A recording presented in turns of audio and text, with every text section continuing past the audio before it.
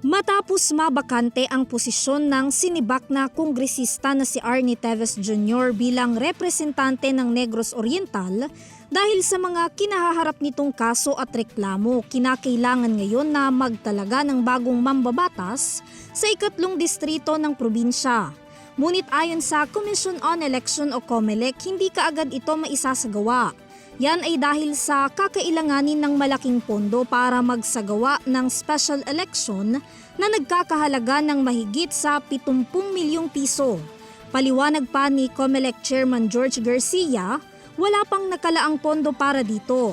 Sa ngayon daw patuloy silang naghahanap ng kinakailangang halaga. Hindi rin daw ito pwedeng isabay sa Barangay at Sangguniang Kabataan Election o BSKE na magaganap sa Oktubre. Matatandaan na kamakailan inaprubahan ng House of Representatives ang isang House resolution na humihikayat sa COMELEC na magsagawa ng special election sa Negros Oriental para punan ang bakanting posisyon. Gayunpaman ayon kay Garcia, posibleng maganap ang nasabing halalan sa December 2023 o mas maaga pa rito.